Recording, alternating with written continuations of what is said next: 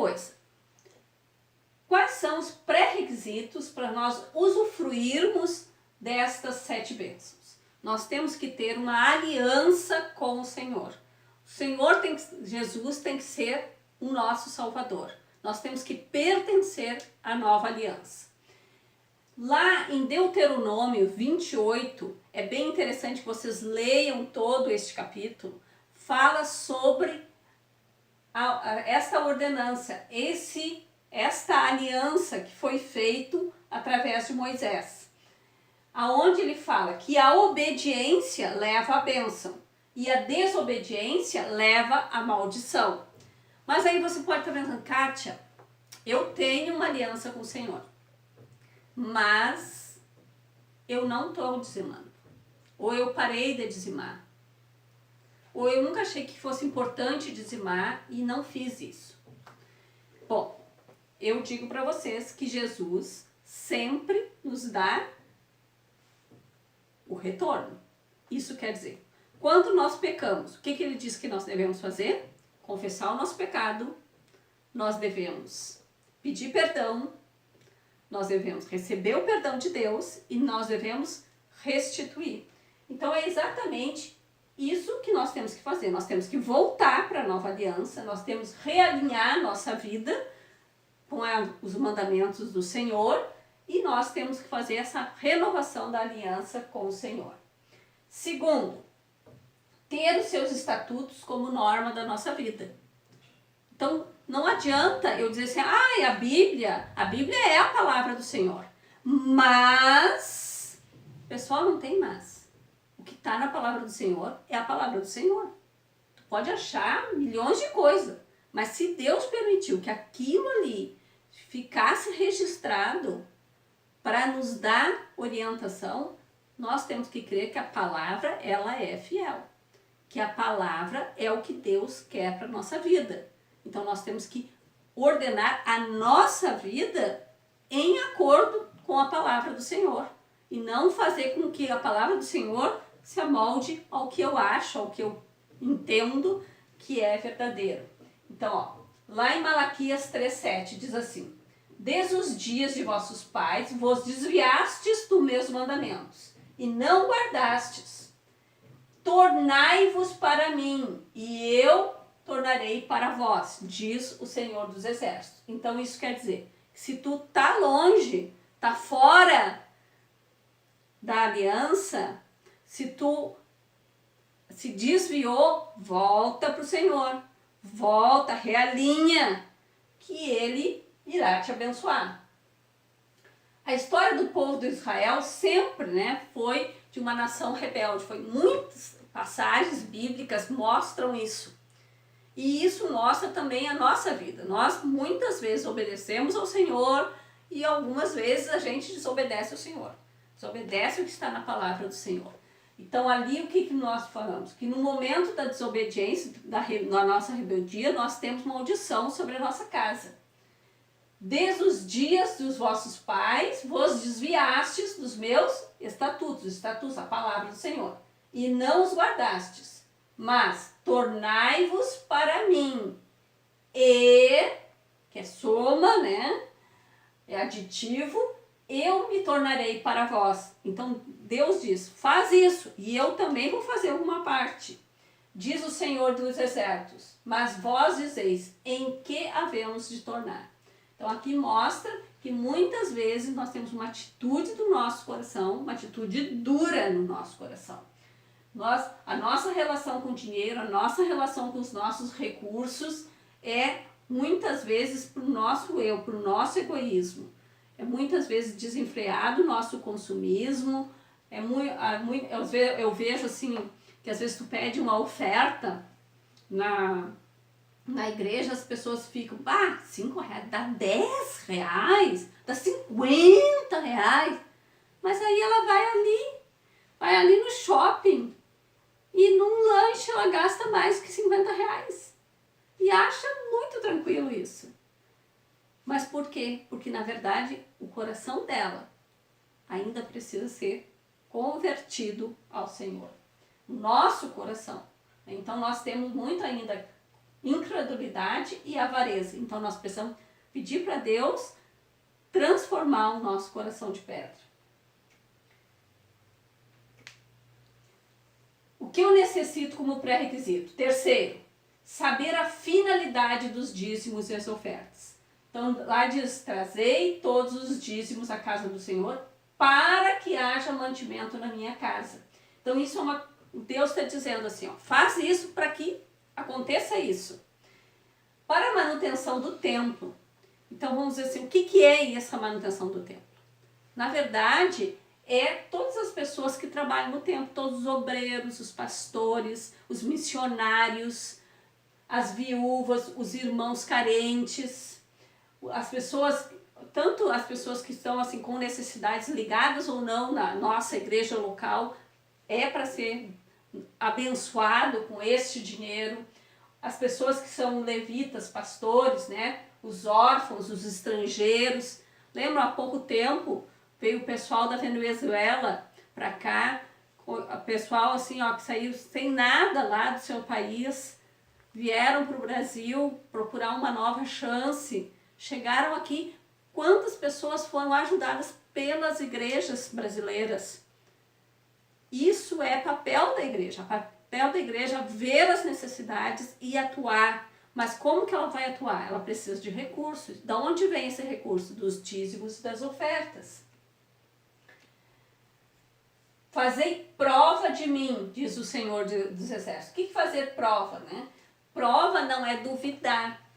Provar é fazer com que, assim, ó, eu faço isso, Deus, para que tu confirme aquilo.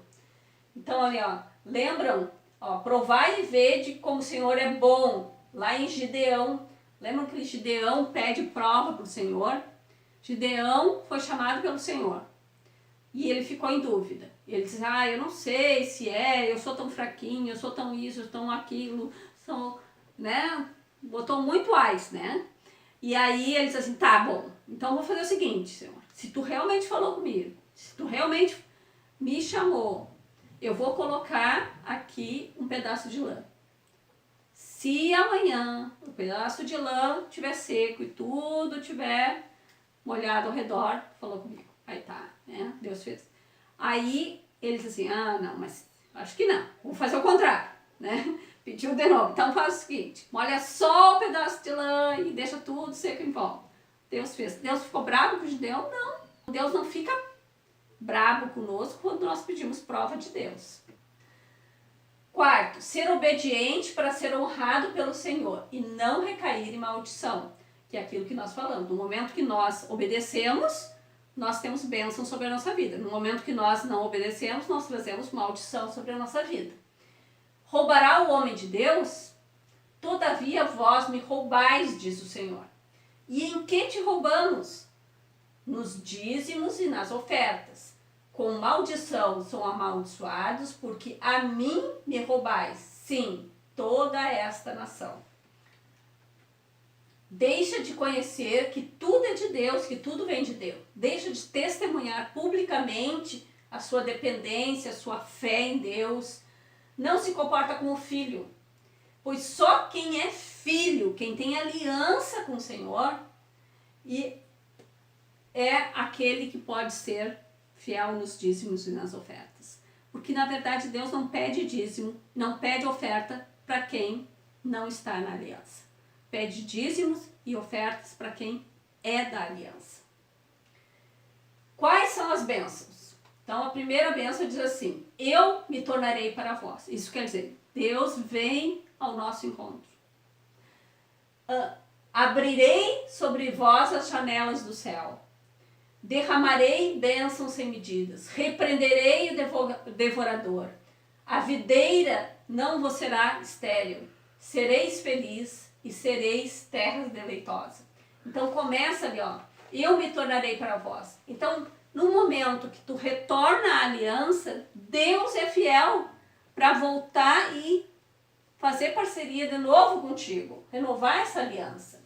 Abrirei sobre vós as janelas do céu. É chuva de bênção, né? Chuva real, chuva espiritual, chuva de bênção sobre as nossas vidas, né? Repreenderei o devorador. O devorador, ele é, no ecossistema de Israel, existia um gafanhoto que se chamava devorador. Por quê? Porque quando ele vinha numa nuvem, ele comia tudo, tudo, absolutamente tudo. Então, e lá em Joel, ele faz essa comparação, né, dos gafanhotos com a audição. Então, vocês lembram agora, há pouco saiu uma reportagem sobre uma nuvem de gafanhotos ali na Argentina, que todo mundo preocupado, e ali tu via, né, aquela nuvem de gafanhotos comendo tudo, arrasando tudo. Então, esse é o devorador. Então, no momento que nós estamos sob maldição, a nossa casa está sob maldição, o devorador vem e tudo, ele come os relacionamentos, ele come a parte financeira, ele come os recursos, ele come tudo. Sereis feliz, né? Então, o que é ser feliz? Ser feliz é ter Deus, é ter graça, é ter o amor de Deus, é ter os frutos do Espírito Santo em nós. Sereis terra deleitosa. Deleite quer dizer agradável, prazerosa, né? É gozo, é felicidade, é ser frutífero. Então nós, mana leite, a promessa do Senhor, né? Diz que Canaã seria terra, né? Que emanaria leite e mel. Seria uma terra deleitosa. Que mostra assim que é um lugar de prazer, um lugar de abundância, um lugar que as pessoas gostam de estar. Como faço, então, para tomar posse dessas 7 bênçãos? Primeiro, tenho que me arrepender, caso eu não estou alinhada com isso, e obedecer. E aí Deus vai cumprir a promessa dele. Né? O cumprimento da promessa e o cumprimento das bênçãos é a parte de Deus. A nossa parte é o arrependimento e a obediência. E a oferta. Agora nós vamos conversar um pouquinho sobre a oferta. A oferta é a lei da semeadura.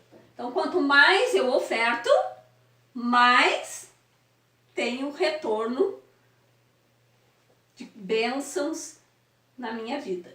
Então, nós temos vários tipos de oferta, que nós não vamos aqui contemplar todos, mas só conversar com vocês. Assim, ó, tem a oferta de manjares, a oferta alçada, oferta de consagração, oferta queimada, oferta movida, oferta voluntária, oferta de culpa, oferta de libação, oferta de perfume agradável, oferta das primícias, oferta pelo pecado. Então, oferta tem vários tipos de oferta. Mas o que é importante? Deus diz assim, que Ele quer, né, da nossa vida, uma oferta agradável ao Senhor, é o nosso coração para o Senhor. E disse Abraão, Deus proverá para si o cordeiro para o holocausto, meu filho. Assim caminham ambos juntos. Aqui mostra, né, um dos tipos de oferta relacionadas no Antigo Testamento, aonde foi entregue, né,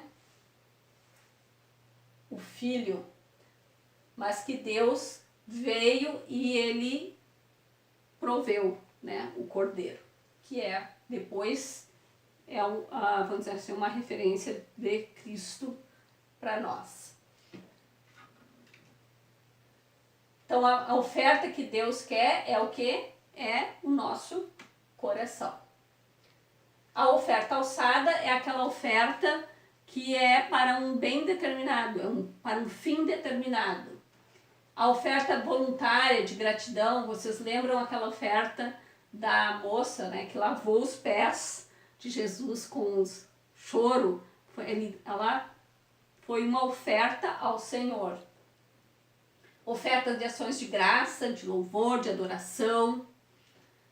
Oferta pacífica, que é uma oferta de paz, de reconciliação. A oferta pelo pecado. Então, lá no Antigo Testamento, né, eram bichos, né, que eram dados pela oferta do pecado, conforme o pecado que tu tinha feito, e que Jesus, por nós, ele é considerado a oferta pelo pecado, o Cordeiro Santo do Senhor.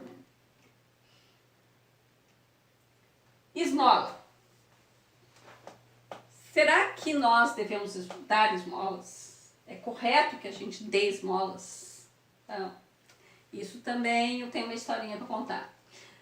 Quando eu me converti, meu marido ainda, ele era católico, mas não tinha entregado sua vida para Jesus, feito uma opção, né, de Jesus como o único e suficiente salvador dele e ter uma vida mais intensa no relacionamento com Deus.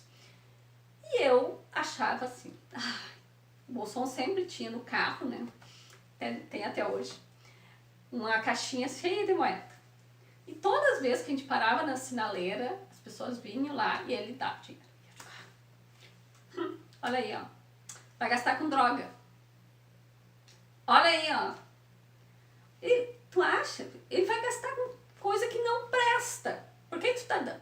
E o Bolsonaro não falava nada. Só continuava fazendo o que ele tinha que fazer, dando as ofertas, a esmola dele, e não falava nada comigo. Mas aí eu, aquilo, né?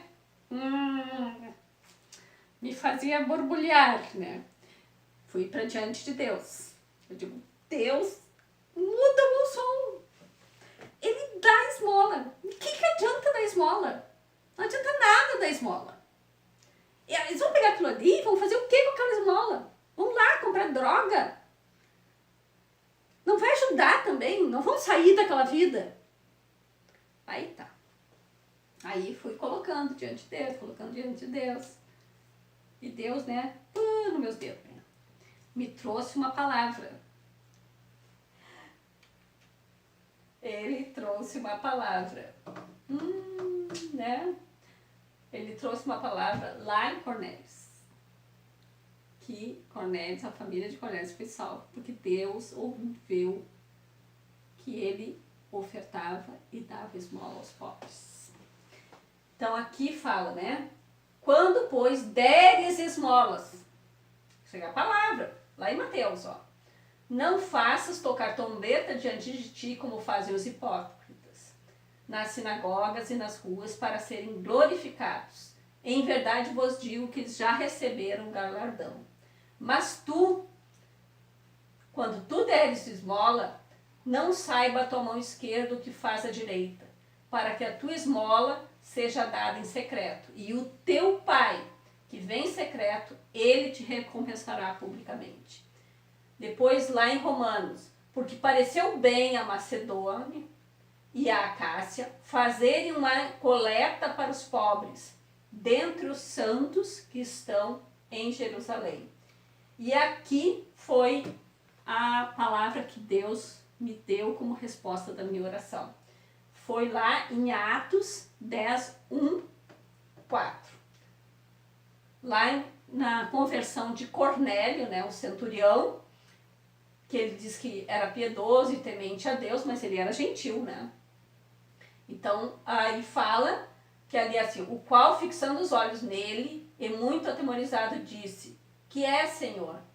E disse-lhe, as tuas orações e as tuas esmolas têm subido para a memória diante de Deus. E aí, Deus trabalhou isso no meu coração. Então, pessoal, assim, ó, uma coisa importante na caminhada com o Senhor. Sempre que tu tiver dúvida, sempre que tu ficar assim, mas será que é isso ou aquilo? Peça ao Espírito Santo para que ele te revele, ele vai te trazer a palavra do Senhor. E se tu crê que a palavra do Senhor, ela é o fiel da tua vida, então tu vai constranger o teu coração e moldar a tua vida a ela. PG e células. Uma das coisas importantes, né? Deus nos exorta a gente congregar. E as nossas igrejas, elas têm trabalhado muito, né? Lá voltando a Atos, a igreja na casa, que nós podemos chamar de PG, de células, podemos igreja na casa e assim tantas outras palavras. Mas o que é importante? Que isso aqui é bíblico. Então lá em Atos 2:46 diz assim, partiam o pão em suas casas, com alegria e singeleza no coração. Aí lá em 1 Coríntios diz assim, saudamos-nos afetuosamente no Senhor, Áquila e Priscila, com a igreja que está na sua casa. Então, da importância, né, de nós participarmos de um PG, sermos ativos, sejamos responsáveis, sejamos participativos, sejamos frequentadores de um PG. Para quê? Para que a gente possa mutuamente crescer no Senhor. Então, nós devemos fazer isso, né? Devemos amar a palavra do Senhor. E no PG, a gente vai orar, a gente vai ter mais da palavra do Senhor, a gente também vai poder compartilhar as nossas dúvidas, a gente vai poder compartilhar as nossas experiências, e isso é fidelidade também da palavra do Senhor. Ide e fazei discípulos. Isso é a grande comissão. Então, todos nós, Deus nos chamou para cumprirmos a grande comissão. Então, Jesus aproximou-se deles e disse: foi-me dada toda a autoridade no céu e na terra. Portanto, vão e façam discípulos. Então, é nossa comissão, é nossa missão dada por Jesus para que nós ensinemos outras pessoas a tudo aquilo que está na palavra do Senhor, para que eles conheçam o Senhor verdadeiramente, não só de ouvir falar, mas realmente de ter um relacionamento com Deus. Requisitos para ser testemunha de Jesus. Então, eis que sobre vós veio a promessa de meu Pai. Ficai, porém, na cidade de Jerusalém, até que do alto sejais revestidos de poder. Quem é esse revestimento de poder? É o Espírito Santo. Então, aquela pessoa que não tem o Espírito, não tem como testemunhar de Deus com autoridade. Então, nós necessitamos do Espírito. Se temos o Espírito, nós temos o pré-requisito para testemunhar de Deus. E, tendo orado, moveu-se o lugar que estavam reunidos, e todos foram cheios do Espírito Santo, e anunciavam com ousadia a palavra do Senhor. Mas receberão poder quando o Espírito Santo descer sobre vós, e sereis minhas testemunhas em Jerusalém, em toda a Judéia, Samaria e até os confins da terra. Então, isso é para nós, é um chamamento para nós. É nós sermos testemunhas na nossa casa, na nossa vizinhança, no nosso trabalho, na nossa igreja e até os confins da terra. Requisito, então, para testemunhar: o Espírito do Senhor está sobre mim. Aqui está falando de Jesus, né, quando lendo a profecia sobre ele, né? E aí, dizendo que ele veio para isso, ele veio, né, para pregar as boas novas aos pobres. E ele também nos deu essa comissão, de vir sobre nós o Espírito Santo, para que nós pudéssemos dizer para as pessoas que há um Deus, que há uma salvação, que tem um Deus que nos ama, um Deus zeloso, que não quer que a gente se perca, não quer que a gente vá para o inferno, que ele quer estar conosco na eternidade. Então, pregue a palavra, esteja preparado a tempo e fora de tempo. Então, nós não sabemos o momento que Deus vai nos usar para falarmos dele. Então, nós precisamos estar preparados, estar com a palavra do Senhor, para que o Espírito Santo venha e nos lembre da palavra do Senhor, para que a gente possa testemunhar. Sejam sábios no procedimento. Para os que não creem, aproveitem ao máximo todas as oportunidades. Isso é uma coisa também bastante importante quando nós estamos testemunhando, que é não colocar a goela abaixo, né? Não, conte coisas que aconteceu na tua vida, que Deus fez contigo. E aí vá falando e amoldando esse coração. Então, entenda a realidade do outro, seja empático com a realidade do outro e mostre que Deus pode trazer luz, que Deus pode trazer salvação, que Deus pode trazer alegria.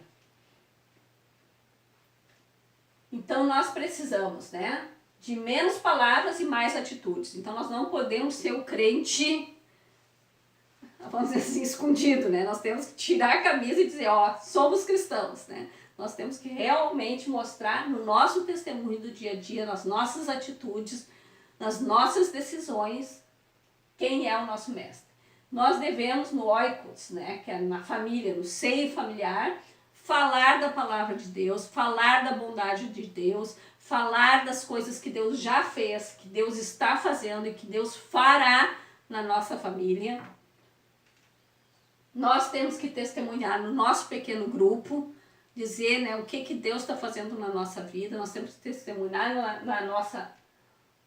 na nossa igreja local e também temos que ir para a rua. Nós temos que testemunhar de Deus, nós temos que evangelizar. Também faz parte das nossas capacitações. Deus colocou isso em nós, colocou isso como missão para cada um de nós. Sugestões para você se tornar uma testemunha bem-sucedida. Ame as pessoas. Demonstre amor, empatia com as pessoas. Não critique, não fale de religião, não fale das outras religiões. Não entre em debates e discussões. Ah, mas será que foi feito em 7 dias ou não foi feito em milhões de anos? Pessoal, isso são vãs discussões. Não entre em vãs discussões. Ore a Deus antes de falar com a pessoa. Mesmo que seja na hora ali, ore em silêncio, né? Espírito Santo, ouve o teu coração, ouve os teus pensamentos e não julgue as pessoas. Porque muitas vezes as pessoas vão contar para ti coisas bem complicadas, bem delicadas. Não julgue, tu não foi dado a ti esse papel. Na verdade, Jesus disse que não foi dado nem a ele, né? É ao Pai que tem esse papel de julgador.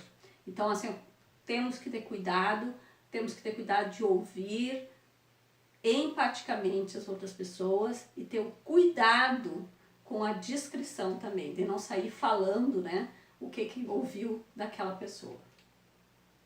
E por fim, chegamos à nossa lição de casa. Então, assim, ó, vocês terão que fazer, então, um pequeno testemunho. O testemunho pode ser da conversão de vocês, ou um testemunho de algo que aconteceu nessa sua caminhada com o Senhor, que fez um divisor de águas para ti, que mostrou que o Senhor é Deus, que o Senhor é bom, que o Senhor é contigo, e mostrar isso. Vai vir um material, eu vou colocar lá, um material para ajudar vocês a organizar esse testemunho, e vocês terão que fazer um vídeo, né, em torno de 1 minuto a 3 minutos, coloquem na horizontal e aí postem no grupo. Vocês também têm que exercitar a oferta. Então, trabalhar o coração avarento. Então, vamos lá. Vocês também têm que jejuar, orar, jejuar, amar, e agora temos que convidar o nosso alvo de oração. Convidar ele para uma conversa, convidar ele para um culto, para um PG, conversar sobre Deus com ele. Então, até o próximo módulo, que Deus abençoe ricamente vocês e que os testemunhos de vocês sejam para a honra e para a glória do Senhor Jesus. Um beijão, até a próxima.